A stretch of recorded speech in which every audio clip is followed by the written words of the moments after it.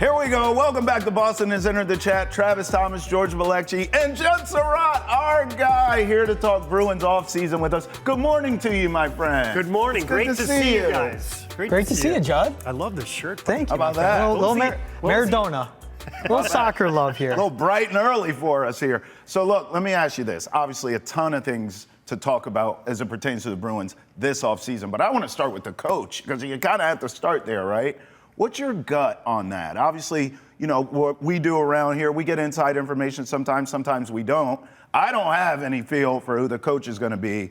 Do you? What do you believe the Bruins will do at the head coach position? I have no idea which direction they're going to go. What I think I can tell you guys is that there's going to be an exhaustive search again. You know, that was essentially the process that the general manager, Don Sweeney, underwent after Bruce Cassidy left and he named Jim Montgomery the head coach. And you've got a lot of different options. You've obviously got established guys in Peter Laviolette, or Rick Tockett's name has obviously surfaced. And then you have some younger coaches. Who's going to be able to break through? There's a name. Some of these guys are still coaching right now in the Stanley Cup playoffs. There's a guy named Mitch Love who's on the staff in Washington.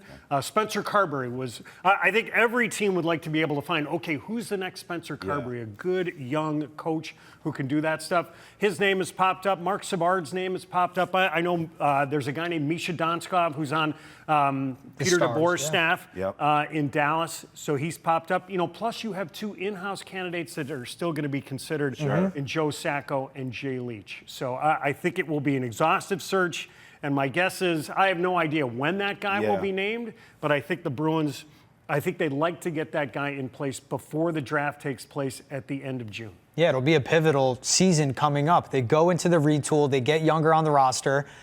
In your mind, though, I mean, you need a good head coach. You also need that leader in the locker room. We don't know who the captain would be next season, but we know Charlie McAvoy, David Pastrnak, Lindholm, all these guys that have been leaders for the team. In your eye, who would make sense to step up, or who do you see becoming, whether it's the C on the sweater or not, being that new guy in that dressing room to carry on the spoke to be? I think all of those names have to take part in what's going on. You know, I was actually going back and kind of reviewing some of the stuff that Don Sweeney had mentioned after the trades were made in early March, and then when he had a chance to debrief at the end of the season. I think that they understand that they completely changed the leadership core.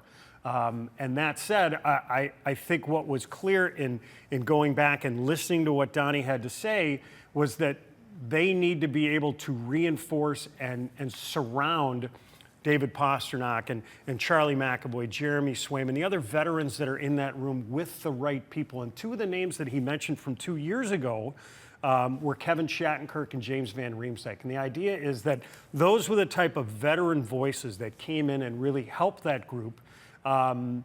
Because if you really think about the Bruins and think about the 23 season when they set the National Hockey League regular season record, I think the season after that, the Bruins had anticipated, that's when I thought we were really going to go through, this is Don Sweeney's words, that's when I thought we were really going to go through this transition. But a guy like Brad Marchand did such a fabulous job as the beacon for that franchise and the culture as the captain of that team. I think there were a lot of people that were surprised how good that team was, and Don Sweeney tried to build around that. So a lot of the transition that you've seen this year, I think the Bruins thought they were going to go through the season before. But all of those players really have to help. And the other thing that George mentioned that I think is a good point, what type of coach do you need to have, and what type of influence does that coach need to have in the room? Because if you go back and you sort of go through Claude Julien, Bruce Cassidy, Jim Montgomery, the room ran itself at that point with guys like Zdeno Chara, Patrice Bergeron, Tuukka Rask,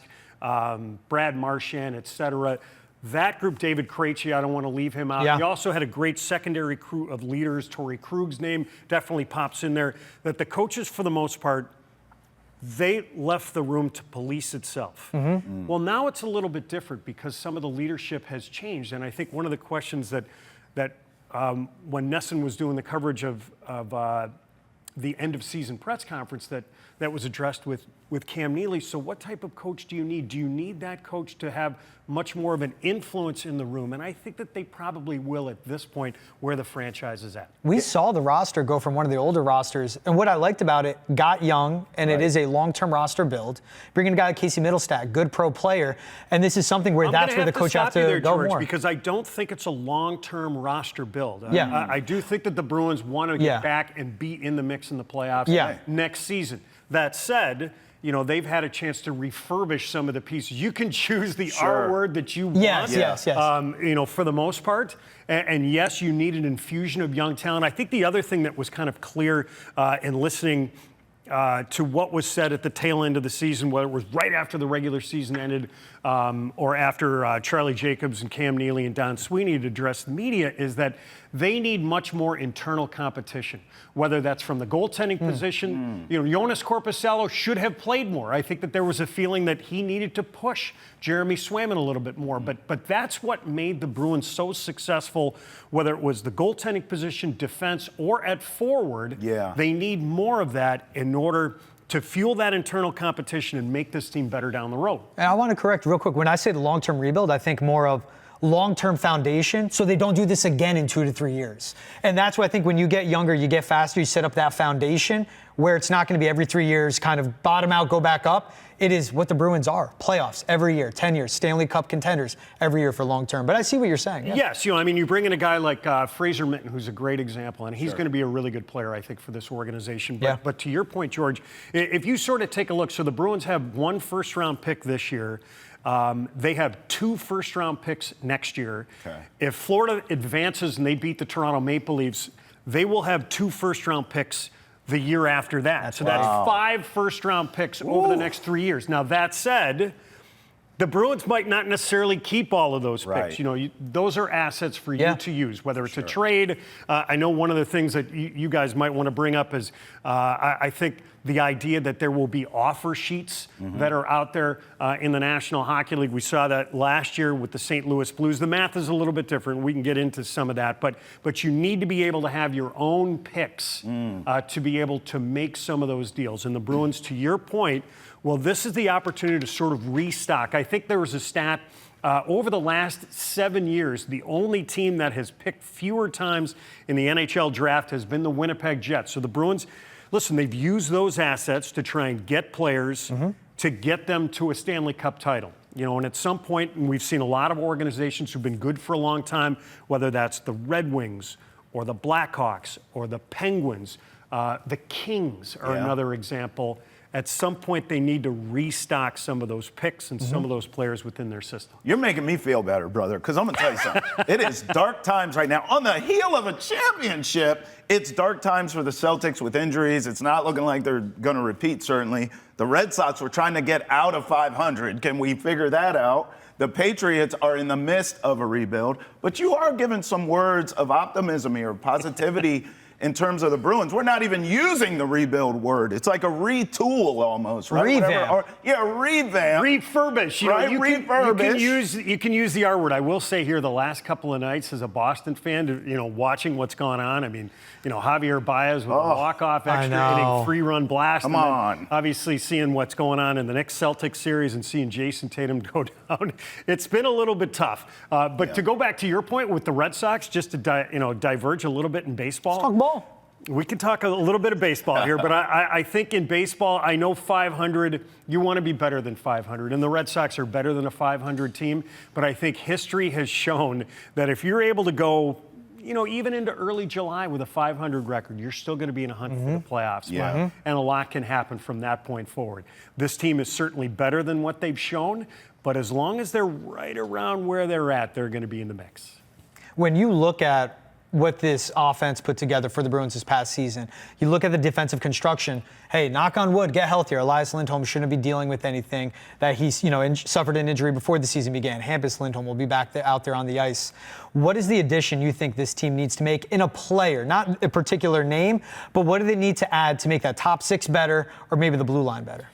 Well, I think one of the things that the GM Don Sweeney had talked about was that they wanted to address things at wing. So if you look at the way that the Bruins are currently constituted down the middle, they have Elias Lindholm, at center, along with Casey Middlestat. You made the trade with Colorado during March, and you pick him up.